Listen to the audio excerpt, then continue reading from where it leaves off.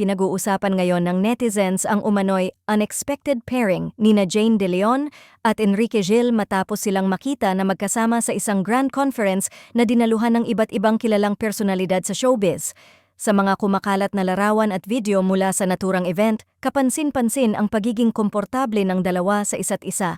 Magkatabi, nag-uusap at tila may natural na chemistry kahit hindi pa sila nagkakaroon ng proyekto bilang magkapartner. Dahil dito, hindi napigilan ng fans na mapansin ang kanilang visual match at agad naglabasan ang mga komento na nagsasabing bagay umano silang dalawa. Ayon sa ilang netizens, fresh at kakaiba raw ang tambalan nina Jane at Enrique kung sakaling mabigyan ng pagkakataon. May mga nagsasabi pa na pareho silang may strong screen presence, kaya tiyak na magiging interesting ang kanilang pairing kung maisasabuhay sa isang teleserye o pelikula.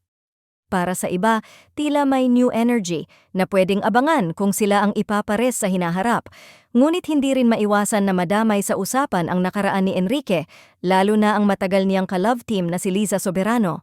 May ilang fans na hindi pa rin handang makita siyang iugnay sa iba, habang ang iba naman ay bukas na sa ideya na mag-explore si Enrique ng bagong makakasamang leading lady. At isa na nga si Jane sa nakikitang posibleng kapareha. Samantala, may mga netizens din na nagsasabing baka simpleng professional interaction lamang ang nangyari sa event at wala talagang dapat bigyan ng malalim na kahulugan. Ngunit sa mundo ng showbiz, kahit simpleng pagkikita ay kayang bigyan ng kulay, lalo na kung parehong sikat at visually bagay ang involved. Sa ngayon, wala pang opisyal na pahayag mula kina Jane De Leon at Enrique Gil tungkol sa isyong ito.